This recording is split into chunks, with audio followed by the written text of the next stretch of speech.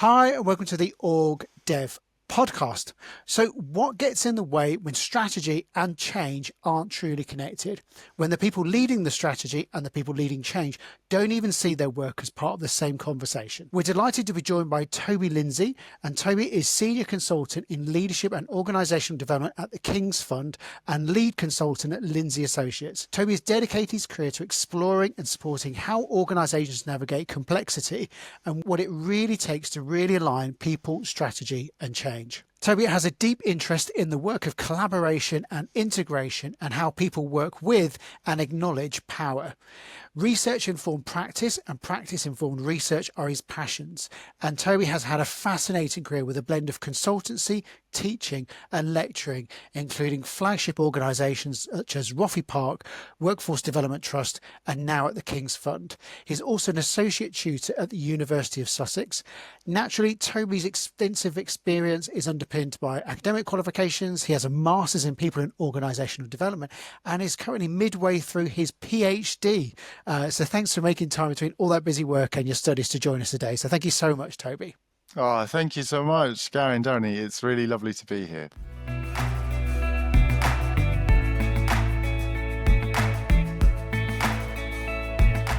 We're very excited to have you with us today. Looking forward to it. So just to kick us off, just tell us a bit more about the work you're doing and explain who the King's Fund are for people who aren't kind of the King's Fund. The King's Fund is a charity that was founded in the late 19th century.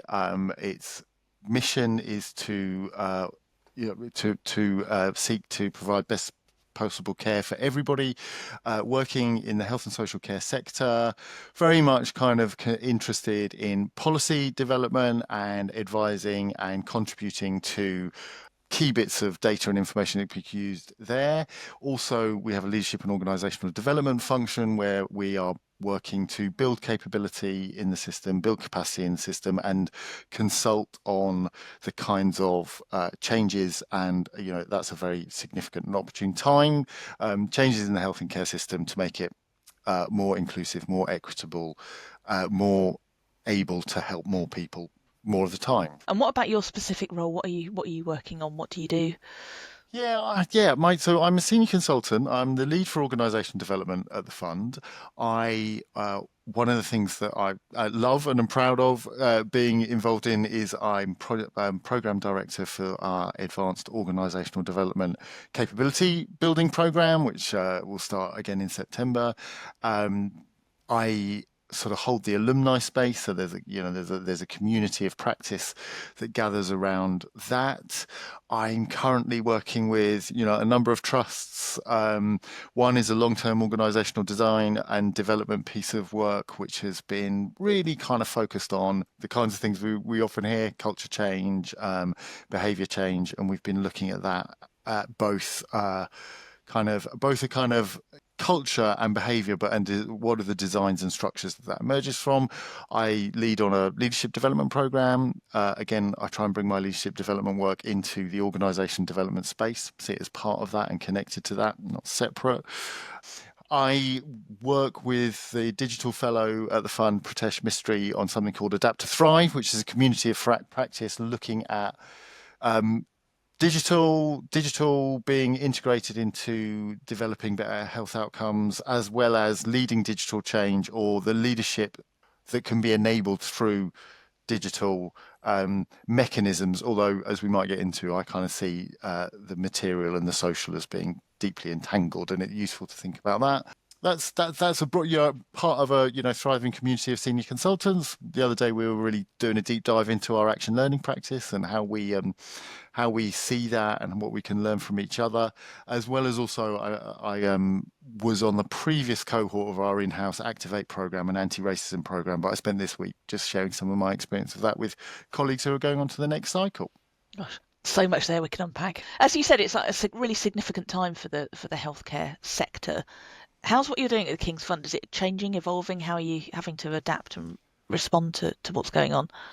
I think we are really thinking about how to, or certainly, we're really thinking about how to support the system broadly, how to maybe move from leadership programs which are taking people out of the system and developing them separately and bringing them back in, to working with people whilst they're in role, in the kinds of constellations they're in, to develop and change. I think the kinds of things we're starting to get quite excited and explore what might be the possibility of using AI tools for data feedback, for rapid data feedback, for then kind of you can turn around an analysis of in really, I mean, almost in real time. And some of the tools we've been using, kind of voice capture and so on, to give people, to give the system greater feedback about what's happening in the system, and then great capability to act and shift things. But there's some really interesting things in that about the psychological impacts on, I have worked with some leaders who say, I really like to know more about what's going on. And then you find out that maybe actually they don't want to know more about what's going on. And that's not to be, but the challenge, I mean, I feel it, if I said, actually, I want live feedback of everybody who I'm working with, what they think of what's going on, I'm going to pay attention to the stuff that's saying, who is this guy? What's he talking about? So I think that some of the challenges of what high speed data capture and analysis that AI can do is really interesting from the kind of psychological perspective. Yeah, so I guess it's whether people can keep up with that and kind of respond to it and process it in as quickly as you're providing it. Yeah, cope with the feelings that it stirs up.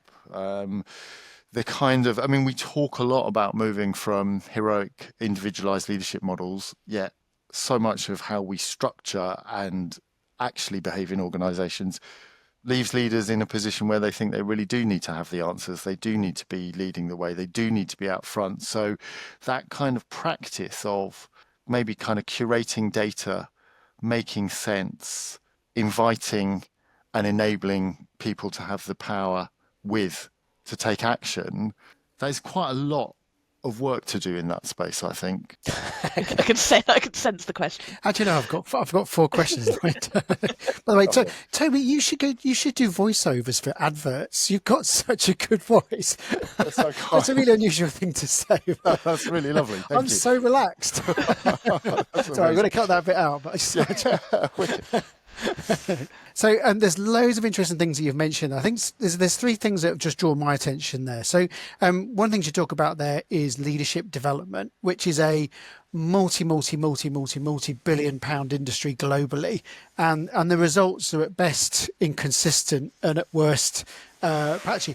What is like your approach to leadership development, and what might organisations be getting wrong about that approach? I think when we think about making interventions in organizations to enable positive change, to get to a place where there's more of what we want to have happening and less of what we don't, to paraphrase Dave Snowden, who's real influence amongst others. But I mean, you can take it back to kind of Mary Parker Follett's work over 100 years ago, talking about how we could recognize how interrelated, how relational, and how entangled we humans and also the material nature of our organizations are. So I think one of the things that we need to think about is, when we think about making interventions in organizations, is what organizations are.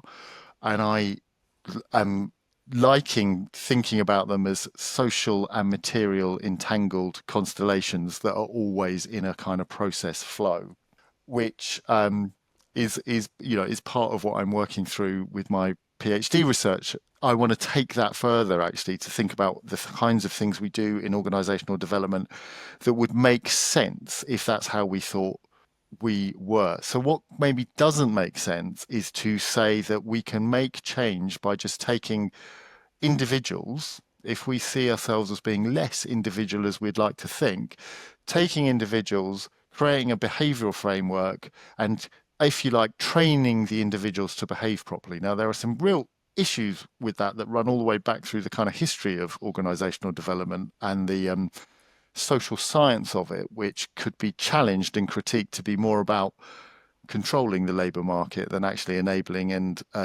emancipating it. But just on a kind of fundamental, will this make the change? I mean, I started really thinking about this at Roffey Park. Roffey Park is a beautiful place, great tradition. People would come, we would do lovely work.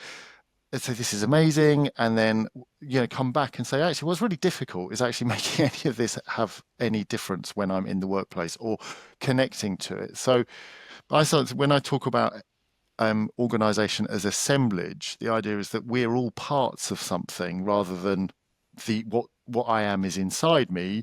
It's actually we're part of something that's entangled and connected. So you can understand why a person at Roffey Park in this beautiful scenery, eating wonderful food with good facilitation and so on, might be like, I am really aware of how I can behave in this kind of ethical, thoughtful, reflective, leaderful way. But go back into a context that's completely different and something completely different happens. So I think we need to think more broadly about what organization is and think about the context from which behavior emerges. It's great to have aspiration to move towards, but we must recognize, I was looking at a previous podcast, so why do good people do bad things? We will fall down if we think that it's enough just to have a set of standards and then train people to deliver those standards. And it also creates some real problems with how people feel when they fail. And that's another interest of mine, is how actually fragile the capability of humans generally, me certainly, and leaders to not know and to be in a place of not knowing, to be able to cope with failing, which actually is a necessary constituent of any learning process, which I think is the heart of development. And you've just mentioned a word there that sort of I've been thinking about quite a lot recently, and you kind of use it a couple of times there. And I'm just interested to get your definition of it. You use the word entangled. And we kind of are entangled in the system. Even as external OD practitioners going into organisations, the invitation is to become entangled, isn't it? What is the definition and use of that for you? So I think of I think about mushrooms quite a lot, and Danny's allergic, so just a little bit. When the analogy of fungi and Merlin Sheldrake's book Entangled Life, but funny is really the network. We see the fruiting body, we think that's the mushroom, but actually the network of life is an entangled. They use the word felted into each other under the surface. I think of that as kind of like what we are is so much of our past, our histories, our roots, but also our contexts, our relationships. The fact that this conversation is not three individuals having a conversation. It's three individuals plugged into technology, going through systems that are.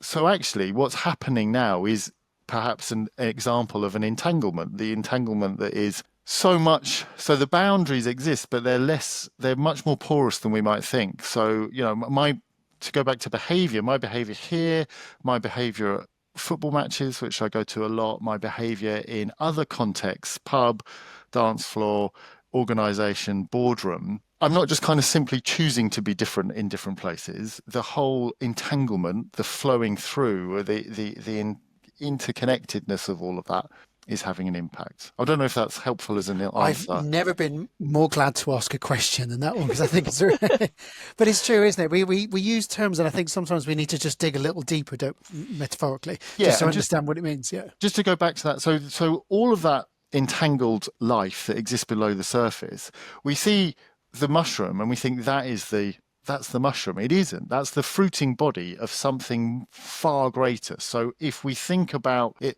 in that way, you could think about the human self, this body and voice, as a kind of mushroom that is the fruiting body of so much more that is entangled. And in that there is relationships, family histories, but there's also things like culture, stories, the books that are behind me, the things that we've read, the shows that we might have seen, the music that we've heard. All of that is, I would say, entangled rather than separate.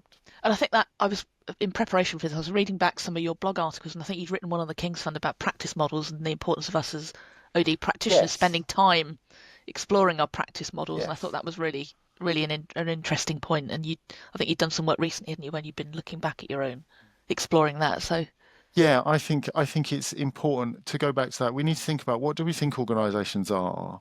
What do we think we are? What do we think we're doing when we're intervening, and how coherent are those things? And I think sometimes I'll find myself going through a slide set thinking, well, I'm not sure how coherent this is. that's an area that I'm interested in kind of developing and pushing further. There are certain kind of personality profiling tools that I think I'm not sure that sits with that. And you could go deeper and say, I wonder what this is doing in terms of how it's constructing how we think about what it is to be us. So the practice model piece, I think for me, active, reflexive, as well as, I use the word diffractive, like we can be reflexive. Who am I and how is that affecting how I'm seeing the world and thinking the world? But as we engage in those conversations, I would say we're always becoming, we're always in flow, but to different extents at different times. But an intervention like gathering a group of practitioners to do a piece of work around practice model, reflecting and actually becoming changed by that process of being with others in that exploration, I think is really important. I do think it's really important ethically for us as practitioners to have a clear sense of what are we doing, why are we doing it, and why is it this is the right thing to do, and why are we making the choice. Someone might disagree with me, but I need to be able to understand why I'm making the choice I'm making. Yeah, and it's really interesting because, and this person may be watching this podcast, but so they shall remain nameless. But someone I was speaking to about a week or so ago has recently enrolled at Roffey Park. As they're getting into the journey of it, they're just like, "Where's my tools? I want my tools. What is this? Why am I? Where is the application?" But I guess what you're sort of saying there is like, you've got to do the first bit, which is understanding how we show up, how we become what we become, all that kind of thing, and then it's a work in progress as well. Yeah, I think so. I mean, was fortunate enough to lead that programs around OD development at Roffey Park, and I'm really remembering day one of people saying, yeah, I'm not really sure about this. This is not really good. I mean, I haven't really been given any tools, and we were doing kind of lifelines and how did you become who you are, and what metaphors of organisation do you hold, and how do you? And I do also remember getting to the ends of those programs and people saying, "Wow, that was not what I expected. That was brilliant. It taught me a way of thinking, a way of being, a way of conceptualizing what this is and what we are." And there are all sorts of techniques, tools, if we want to call them that, things that we can bring to bear to use for that kind of sense making. I think that's right, because I'm always quite cautious about giving too much for people to grab onto, because it's the kind of dependency. The scaffolding is really useful, but also understanding that it's not the truth, it's not reality. Life doesn't work in 4-box grids, or maybe 2x3s, or whatever it is, or two pairs of 8, or yeah. Resonates with me because I did the 9-day OD practitioners course at Roffey many years ago, so a lot of that resonates with me. And I think, and what you said about the context also, I remember feeling changed as an individual and then going back into my organisation context and system and thinking, I don't quite know how to be anymore. I don't know how to work in this system, knowing, viewing the world in a different way. And that hadn't, the system hadn't changed, I changed. And that's hard. And I think we see quite often people going through programs like that and perhaps making a shift. Great for them, maybe not so great for the organisation that's sponsoring going that way. I mean, I do think my experience, I did my master's at Roffey, and then 10 years later was course director with Cindy Cox, a wonderful colleague, on that, which was, again, something I'm really proud of. And it did really change me, which means you need to change. But I think that's a really helpful thing, is that when we think about context, if we think about what are the contexts that really help us come alive, help us learn, help us be relational, help us be open, and how do we create those in our learning environments, or if we're working with leaders in organisation, ask them to think about how they create them. And it is that moving to a power with model, to go back to Follett, than a power over. And I think that, again, is very challenging and very important. So my second of my 3 questions. I apologise. No, this is really good. Really good. I'll talk a lot. No, this is really good. Let's keep going. Lovely.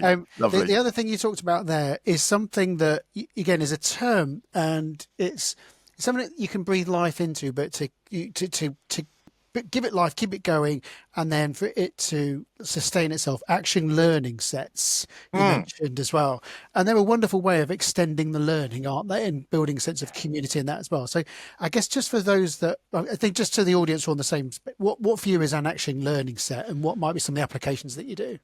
Yeah, I always kind of teach action learning as a philosophy and a set of structure, as technique.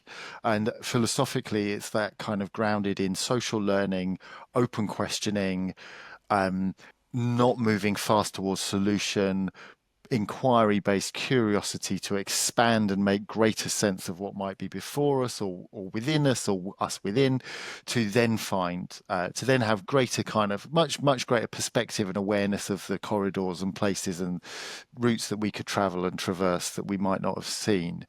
And that philosophically can fundamentally underpin, it probably is a real underpinning part of my practice. An action learning set, as I see it, is a group. Now, this is something that I've changed view on over time. Usually a group that stays the same, but I think a group structure can be held where the actual individuals can shift, but a group that has some kind of contracted arrangement for how it is together, structures its time. It might be a day, it might be 3 hours, it might be an hour, with some opportunity for people to talk about what they're grappling with and how they might want to be supported in that. And then usually you'd have somebody talking about what's going on for them, colleagues asking them some questions to get some clarity, then exploring with a range of open questions, then looking to kind of ask some questions about action, give some feedback. The presenter speaks last. That's something I hold. Close the session. And you've got some clear kind of commitments there to really support the person whose issue it is, and it's their space. So you are listening deeply, listening with every kind of level of listening that you can employ, really being there to support them, really coping with the voice in your head that's saying, oh, I know about this, that happened to me, or why don't you do this? Being open, asking questions that are maybe quite short. What haven't you tried? Not, have you thought about trying this? Which is, a different, and that there's confidentiality. There's confidentiality outside the learning set, and there's confidentiality outside the presentation. So if I share something with you, you're not going to come back to me and ask me about it unless I bring it up. That was a fundamental of Action Learning Associates, where I was a senior associate for a long time. And I have some of my training, it's a bit like learning driving, quite a really kind of rigorous training in holding action learning sets. And there were times where I realized, oh, actually, my interrupting this person who's telling a story, because culturally that's how communication happens, is having a detriment. So I was thinking the thing, what we're trying to do in facilitating action learning sets is create the space for really generative, exploratory conversations that can be had that are helpful. I've been working a lot lately with setting up communities of practice where action learning is the core, and then non-facilitated sets. And I've learned quite a lot about how you need to kind of structure that and give real clear direction and guidance for people on how to maybe like something to hang a framework off as you start, do some demonstration, but then give people the space to self-facilitate. And I've been really struck by how people come back and say, that was so insightful. I realized that the issue wasn't the issue I thought it was. I found that really emotional. There was some kind of, we were really close to each other. And the things that you might expect when you're facilitating seem to be happening in non-facilitated sets, which does go back to some of the things Red Reverend said about, if action learning gets taken over and turned into a business, it'll be a white collar crime. But yeah, and it's when it works, like it's not a drop-in surgery, is it? It's where everybody, if you're fully participating, everyone's gaining, aren't they? So the person gets a new perspective on their own issues. Okay. But people are then having an opportunity to practice the consulting, the questioning, the truly listening skills as well, aren't they? Hugely rich. It's a hugely rich practice because all of the transferable skills, you can have really great conversations about, well, how can you use this? How can you use this when somebody comes to you wanting you to solve something for them, wanting you as their leader to take something off them? How can you use open question? How can you hold yourself in a place of not knowing and actually see that as a valid place to take up authorized credibility and authority? And we might have someone take up an observer position. How often do you take up the observer position? What's it like to hold back? And what do you notice? So loads of transferable skills. I think that it's not a drop-in session to have a chat and to find an answer. Loads of transferable skills, a clear structure and intent to move somebody towards more action. Everybody's getting something out of it. I have had action. So what? I'm going to listen to other people and just sit here and ask a few questions. But then you get people saying, "Oh, wow, that I went through so much," and I feel that I go through so much conscious and I think sometimes unconscious as well, processing as you work in that social learning space, that people get so much out of it. And then there's the kind of, I realized I wasn't alone. We're all in different parts of the system, but we've actually got similar challenges, but the way you were dealing, that kind of stuff. How do you keep the momentum going? Because, so for example, like, often it's a tool for keeping the learning alive after a program, for example, and whatnot too, or between sessions. How do you keep people going? Like, it's not a mandated thing, is it? It's about building that community of practice. I think it's about building a community of practice. It's about bringing people together who find themselves really gaining from the relationship and the relational learning and the relational support. And I think this is where we can pay more attention to structuring and diarising and having things set up with an amount of time in advance. If an organisation is saying, "I'd really like people to carry on in action learning sets after they finish the programme," I'll be saying, "So what are you going to do to make that really visible? What are you going to do to make sure it's in people's diaries? What are you doing to make sure that people who can willingly or unwillingly be putting pressure on people to come out of that support it and recognize it as a valuable part of the system? How are you going to say, oh, just keep going for as long as you like? Why don't you say go for 6 and then we'll have a review point and we'll have so creating structures that make this have some of those different elements, if we think of it as an assemblage, different elements of structuring, rather than just thinking that if people like something, they'll be able to keep it going and we don't have to have that much to do with it. Yeah, because in many organisations, it's a countercultural move, isn't it? Yeah. Someone looks at the diary and goes, right, here, there's 2 hours there. I could. Whereas this is like a different type of space that's building capability and capacity, isn't it? You need people. I'm thinking of a trust where I did a long-term piece of action learning, and somebody, senior person from A&E to say, I can't be here, I shouldn't be here, I've just walked past something. And then at the end of the 3-hour session was like, wow, I have more space, I can go home, I can think differently. So we need to really recognize that the kind of addiction to busyness and to continually moving fast, because there are a number of practices, but we know that the kind of our sense of the time we have is actually a quality of our relationship and space than it is the truth of actually we don't have enough time. People in action learning sets so often get to the end and say, I have more space, I have more clarity, and we're not going to run ahead doing something and then realize that actually it was really unwise to do it in that way and we should have started, So it's really important that the value of thinking time, strategic time, relational time, spaciousness, slowing down is supported. And that can be so hard. And that is so hard when things get very difficult and get very fraught. And I mean, we'll always see this and we'll always be, I think, in a role of inviting the organisation to row back into a place of going, oh yeah, no, it is helpful to have islands of space. And recognise that when things get really pressured, and we all do it, suddenly you start going as fast as you can. I also think it can be countercultural because of what it does. If you set it up well and you have people from all sorts of different parts of the system in action learning groups, and you find a way of then bringing them all together, you're doing something which is creating a network of relationships across the system which has power. And Hannah Arendt said, power is not the property of an individual, it's the power of a group. And you see groups, when they become close and spend time working on things together, becoming powerful. Now, in an organization which has a really a hierarchy that says that's brilliant, all those things that you're bringing to us, we just want to, our job is to make it possible for them to happen. But we know that in organizations there are dynamics of kind of power over, and it's countercultural, threatening to have people spending time in close groups, close relationships, talking about how the organisation could be better. Kind of back to that thing of like fast feedback with AI. What you say you want and what you really want, what the system says it wants and what it really wants, are not always the same thing.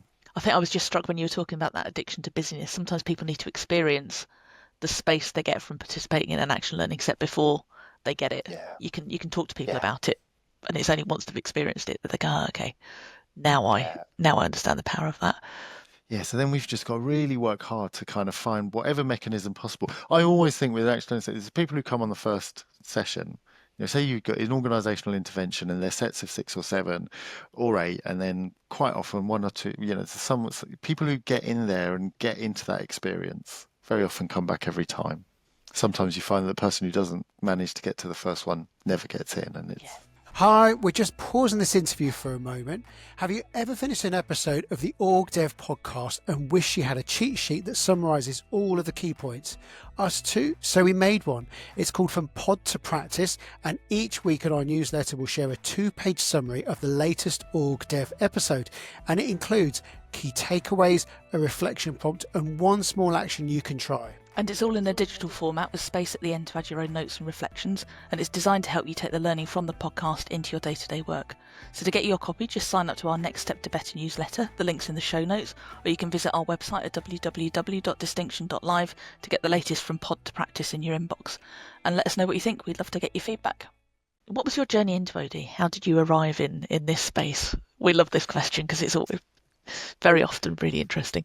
Yeah, you talk to OD practice, you think, oh, okay, that's it. I was doing this, and then this happened. I was I left school early, travelled a lot, got into teaching English as a foreign language, set up a foreign language school, had real success in business, and then real failure, and that's another story and a long one, but a good one. But what happened was, as we went in the organisations we'd set up, from being 1 company to being 3 companies, from 5 people to being 50 people, things got a lot more difficult and a lot trickier. The leaving school thing, I do love study, and I had sort of felt I'd missed out, and I wanted to go back and I wanted to study again. So I started thinking, well, maybe because of my experience leading a few companies and stuff, I might be able to get on an MBA. So I went looking for MBAs. And I found that Roffey Park did an MBA, but they'd stopped. But they said, oh, we do an MSc in People and Organisational Development. And I was like, what's that? And I looked up Beckard's, top-down, organisation-wide, organisational effectiveness and health. I thought, well, that's what I do. I'm an entrepreneur, business leader. I'll get on the programme. Went for an open day, did a little practice of being in an action learning set, and experienced some of what that was like. Described myself then as a teacher and entrepreneur. Found myself really moved by moved being there. Felt something was stirring. Felt there was kind of patterns to felt a way was opening up before me. And I went in, and one of my best friends, who I met on the program, will laugh and say, yeah, you turned up and you did not know what you're doing. I went in and there were maybe 2 or 3 men in the cohort, majority female presenting, majority people working in kind of HR and areas like that. And quite quickly, I fell in love with the way we were working, and also had a relationship with OD. It was like, yeah, but that's a bit, sometimes if you're leading a business, I've got to fire someone tomorrow. Can't really coach them through that. I'm not sure how that's going to go. So that's how I got in. Through that period of doing the MSc, our business went through some really difficult times. But I was also thinking, I want to do this kind of work. I mean, it's teaching English language. I did a lot of sitting in circles and helping people develop. I wanted to do more of that. So, few things led to another. I did transition my career in a way that was more painful than I had expected, and started doing consulting to SMEs because I had an SME background. Started doing quite a lot of action learning work. Went and trained as an action learning facilitator and facilitator trainer. Did some coaching. So then I was a bit of a journeyman, just kind of trying to build up a set of practices. It was at Workforce Development Trust when I started doing some really interesting pieces about transformation across national geographies, and started having organisational development supervision with yeah, with Gene Newman, which is wonderful. That was when I started really I felt turning the dial on being an organization development and change consultant. And what do you enjoy most about working in this space in organisation development? I mean, I really enjoy the kind of cycle of gathering data, making sense of data, um, designing. I really love the creativity of working with colleagues to design kind of organizational change initiatives and learning. So I really love that. I really love the creativity of it. I love the relationships that I experienced through this and have made through this. That's a really good question. And you know, I love working with people to kind of find ways to develop and change things that they weren't thinking, that they hadn't seen and thought of. And I think I love the journey it's taken me on. So since that kind of night at Roffey Park, seeing the new moon and thinking something's happening here. I love the journey I've been on. I haven't always loved it actually. It's horrible, isn't it? Being human and learning, and I love it. I love the wholeness of it, the journey of learning and the community and the helping and I find it fascinating. I find people in organisation doing stuff in the material in the world that we're in. I find that fascinating. I suppose what I really deeply love is that I believe that organizational development and change work is a practice and a work that is about social justice, about ecological justice. It's about the betterment of the human and the beyond human condition. And I love being a part of something that is trying to make things better. I want to just ask a question, just going back to when you sort of shared your career history as well. Because I guess to many extents, as an OD practitioner, you're quite unique because you've got that commercial experience. And you sort of talked about going from 5 to 50, and 50, like in group dynamics, is Dunbar's number, isn't it? Where things start to go, "Ah." Like 5, I got my arms around, all sat around a table. 50, like we're geographically dispersed, we're on different shifts, like all this kind of stuff as well. What was it like being in the seat, seeing that growth, and how has it kind of informed your practice, understand what it is to lead an organization and to have a different sense of control? Well, it was really quite upsetting at one point to kind of suddenly realize that we weren't, I would do things and that they would have unexpected consequences. That's a fundamental of my practice, working with people. Say any change effort will have unexpected consequences. Make sure you get feedback and learn from it. But the personal experience of it was quite painful for us. Like, what? People are cross with me. People are upset with me. I did. Well, I know I like to be liked, and but I was doing that with positive intent. So it caused me to really learn what it is like to be in a leadership position, trying to work positively and with positively intent, and finding that you're doing things and they're not having the desired consequences. I think that gives me a real compassion for people in leadership positions, which is helpful. To not get into a position of being judgmental. So say it's really difficult. I mean, at other times it was really exciting. We were growing and we were achieving and we were able to therefore develop people in different ways and put new roles in. And so the process of working through and I was doing my master's at the same time. So I was kind of using my organization in a growth period as I was applying a lot of learning, and that was really exciting. So it's mixed, challenging, exciting, interesting, difficult, all of those. Yeah. And at the very beginning, you sort of said, because you mentioned in the story that it had enormous growth. And I think one of the things about language schools, it's very vulnerable to external conditions, 100%. isn't it? So literally the visas of an entire country can stop straight away. So it turns the tap off of all your customers, doesn't it? So you have to, and you talked at the beginning, like you've got some affinity, like one of the sort of interests is about failure and how we fail. And how has that sort of informed your practice? Well, we absolutely ran into that. 2008, there was, financial crisis. As things got harder financially, narratives about immigrants and jobs tends to dial up.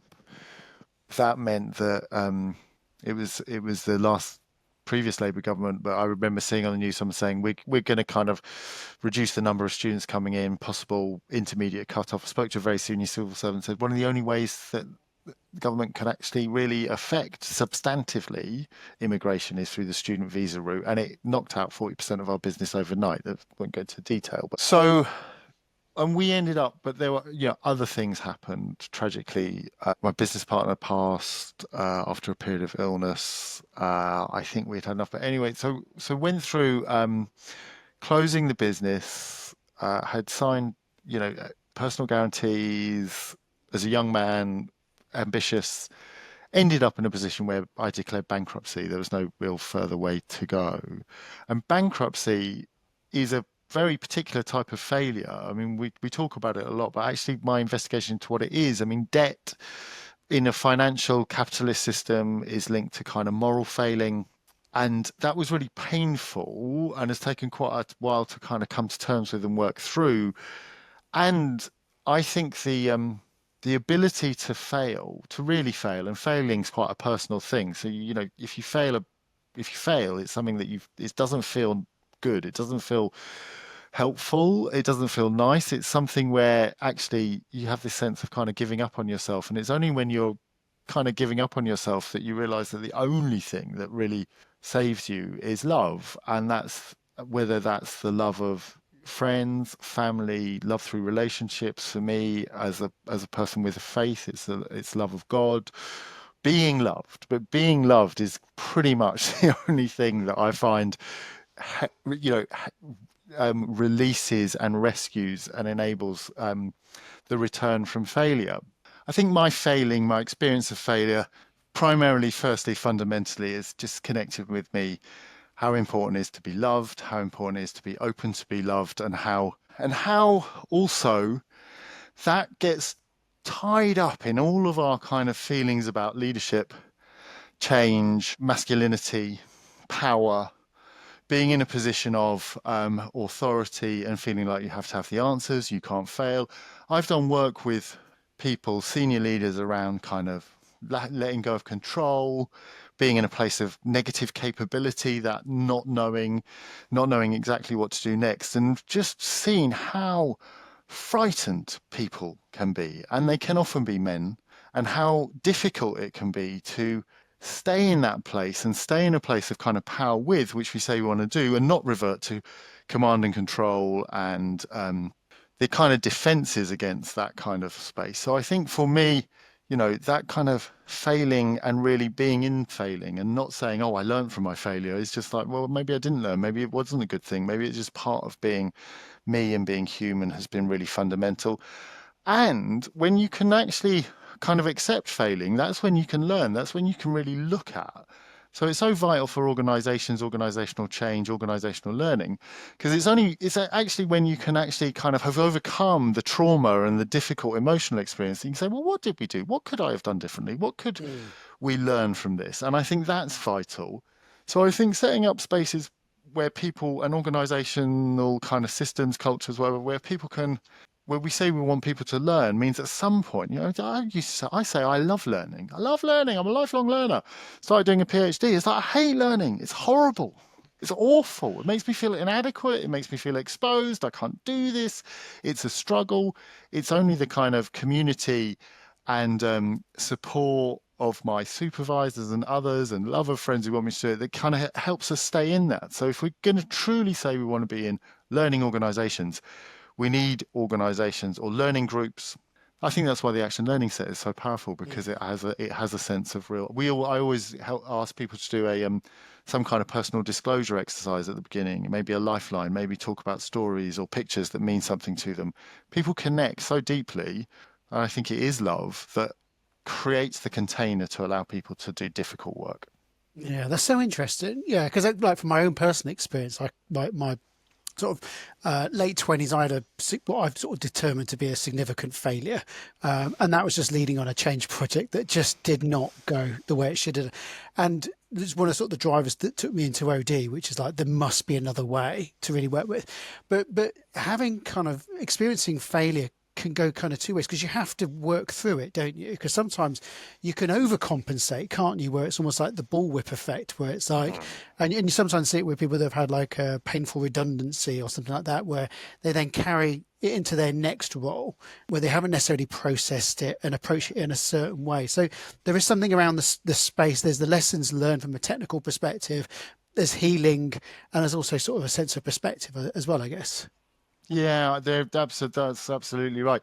The carrying with, I think, if we don't do kind of endings well, I was fortunate through my time at Roffey to spend quite a lot of time with Mei-Yan Chung Judge, and one of the many things she said to me was, if you don't do the ending well, you're just going to take it with you. You just go pick it up, take it down, and plonk it down in the next one. So whatever it is that you're kind of wanting to move on from, the as you say, the kind of the sort of pendulum swing the other way, I'm off. Well, it's still with you. So that is really important. But I also think that the acknowledgement that some of the some learning happens quite slowly. Some learning happens, some coming to terms with happens over time, and does not need to be rushed. It kind of needs to be. There are things we carry with us that we maybe acknowledging we're carrying them, maybe kind of acknowledging that they're there and that we're going on with them is part of what it takes to ultimately maybe not even set it down and move on from it, but integrate it. It's not about kind of getting away from it. It's about absorbing, expanding beyond it. We're British. Surely we should just lock it away in a box. Yeah, exactly. I mean, there were people when I was kind of going through, and people say, yes, I failed and I've really learned from it. And that's exactly the image that I always think with it. I think when you say you learn from it, I think you mean you've locked it in a box. And I've learned from it is the way we lock it in a box. And yes, we are British. We need to love that about ourselves too. What do you find most challenging about the work? I think one of the things that is challenging is the kind of the ambivalent space you have to be in, where you're, it's great to say, I believe in social justice, I believe in anti-racism as a way to lead into looking at all forms of oppression, and I believe in emancipation, and that's got to be balanced with my job is to support my client. My job is my need is to win work from clients. Therefore, would I turn down work? I would turn down some, but where's the borderline? So there are tensions there. I think it is challenging helping people understand that, I'm not telling you what the outcomes of the project will be because I want to drive you potty. I'm not telling you what we're going to do because I'm trying to frustrate you. I'm saying that what we are bringing is an approach where we'll work with you, we'll gather data, we'll make, the approach that we use, we know works and we know we're doing it. So finding authority for gaining the credibility that it takes someone to take a risk and saying, okay, so you're going to charge quite a substantive amount of money, and you're saying you're going to find some stuff out and then do something and then see what happens and then kind of do something next. That's challenging. I think there is a challenge that organizational development, it's wonderful that it's a pluralistic field, and it also means that everybody's coming from different kind of traditions and spaces, which is great, and it means we need, when we work together, to really work through what our expectations are and assumptions and learn together, and that takes us back into that kind of learning and failing thing. I think those are probably the three. I had a question 3 from earlier, but I didn't quite get to it, and I can't leave this conversation without asking the question. So in 3 minutes or less, suits and cardigans. Brilliant.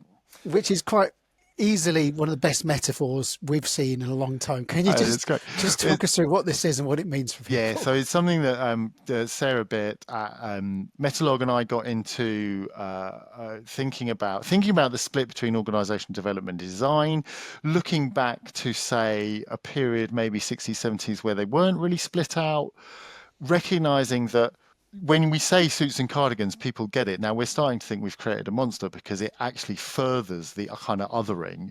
You've got the cardigan saying, we like to sit in circles and we like to really feel and we like to really get people to kind of, we're really humanistic. And then the idea that when you do an organizational behavior piece, they say, we did this 2 years ago. We did values and behaviors. What did you do the year after? We did a restructure.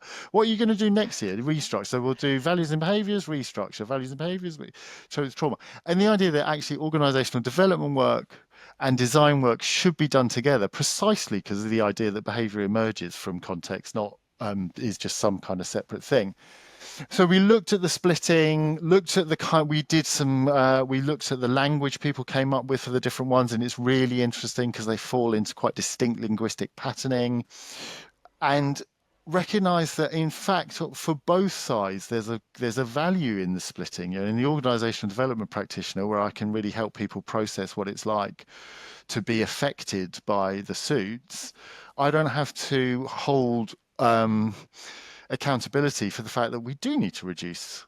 We do need to address the fact that this organization is not making money. It goes back to when I was an entrepreneur. I was like, well, yeah, organizational development, great, but organizations are bound by needing to meet bottom lines.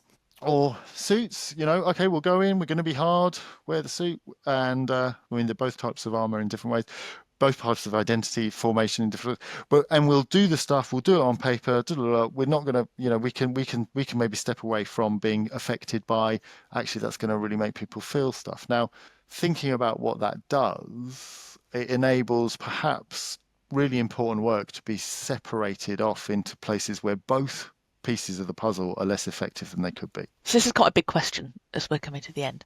What's some of the biggest lessons you've learned when you look back at your career? Well, not to take myself too seriously, but I think that's actually been learned by also becoming more confident, and probably their confidence is to a degree based on capability and learning and those things.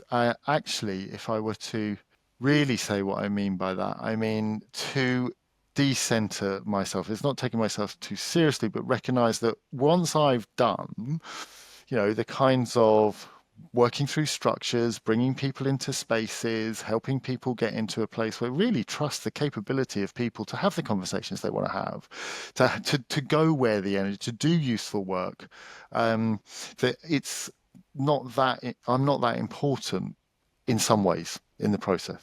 I think certainly when I first started doing the, well, we've kind of noticed it working online. Be like, okay, go off into a group, and people go off into a room, a breakout room on a virtual platform. It's like you can't see them, you don't know what they're doing. You just have to trust. Just trust. If people want to be, if people show up and they want to do some stuff, they can do it. If they want to do something else, they have every right to do that. So I think one of the most important things is what true kind of democratization of work means. I guess related to that, but it's a sort of corollary. Another thing is, where there is clarity or where there is a usefulness in guidance or structure, direction, bring it, give it. People often really want that and really benefit from that. So no, again, it's that kind of knowing what kind of style I'm using and when, because I think for a while I thought I've always got to be facilitative and open and pull, but sometimes direction is really useful, and sometimes leaning into challenge is really useful. Then I guess the third one would be around, it was really sort of apparent to me that my approach, my techniques, my practices are very much grounded in what is, we looked at the reading list for the AOD program at King's Fund. We've developed it, but it was kind of 98% by white people and 95% of them were men. So if we look at the field, recognize that it is really culturally grounded. It's really grounded in a particular way of thinking about the world and what it is, which means that for different people, whether it be all sorts of difference, protected characteristics, neurodivergence, racialization, and so on, the way I'm bringing it might be, no, it doesn't work for me. And I need to not say, no, this is the right way to do it. I need to think, how do I adapt? How do I learn? So that be open to the kinds of learning and challenges that you're asking other people to. Are there is there a particular book or resource that's really struck you that you'd recommend that others, something that's spoken to you as you've I saw that question on the sheet, and there's quite a few here. We want a tour of your bookshelf, by the way. Yeah, I think I don't think there is. I think there is. I mean, I've been looking at the Kneffin framework recently and trying to think about how to use that with narratives of Winnie the Pooh and the Fellowship of the Ring, trying to cross the Caradras Pass before going into the mountains of Moria. So that gives you a sense of where my brain goes. I think what do I kind of keep coming back to and returning to? It's always changing. It's always developing. I think probably And that's integrating both theoretical literature, theoretical modeling, narrative stories, the books that have stayed with me from my childhood that I've read to my children. I mean, really kind of embracing the richness of all of that, to think, well, what's it telling us? What does it mean? But I suppose the fundamental thing is the kind of practice, the philosophy of inquiry, questioning, and relational sense making together. One of the original missions of this podcast when we first set out was to inspire the next generation of organisation development and design consultants coming through, wherever they may be, and they come from many different places. So far, we've had the army, we've had journalists, we've had social workers, psychologists, everything. What advice would you give somebody just starting out? I would really say, it's so wonderful that you're wanting to move to this field and you want to come to this field. I'd say don't be disheartened by not seeing the ladder and the rungs and the progressive steps that you might be hoping for. Have faith that you will find a way, and the way will find you. Find ways in which you can apply your learning and your practice, whether that be working pro bono for an organization, whether that be doing something in a field that maybe isn't I wanted to work in health, but this was engineering. But find ways to practice, be curious, build your network, build your community, show up to all various kind of network meetings, events, listen to podcasts, and trust, because the way will kind of find you. And I do think there's an area where more later career practitioners can think about this a bit more, about how do we create a kind of career pathway for early stage practitioners to come through. That's something I want to think about more. Yeah, be very welcome and be very curious. Keep trying stuff out, and it'll come. Because, like you said earlier, whenever I talk to anyone about how they got into being where they are now, it's a fascinating, rich journey. Well, Toby, I want to say a huge thank you. It's been a really, really brilliant conversation. I don't know if you've done it, but it feels like we're just scratching the surface. I think we need to bring you back for a round 2 at some point if you'd be happy enough to accept our invitation. It's been really good. You've just opened up so many different interesting fronts. I guess, sorry, Danny, do you mind if I go first? So, you go first. You go for it. So some of the things that stood out for me, I love the kind of sort of the light that you've shone on action learning sets, and about, it's not always the go-to tool, but gosh, there's some value in there, isn't there? And the way you can help them sort of be self-sustaining, and the skills that people get, and it's countercultural, but you can make it work. I love the fact that you said that, some learning is slow. Let's not, a retrospective in 40 minutes. Sometimes mad, bad, sad or glad isn't quite enough to bottom this out. The learning will come and come in surprising ways as well. And also that thing you were talking about in terms of, leadership development and how there's different ways of looking at it, and it can be much more effective if we really approach it in a different kind of way. Danny, what stood out for you? Oh, so many things. I think it's been a really lovely conversation. I think it's made me think. There's given me lots to think about. So I appreciated the whole conversation around action learning sets like Garen did.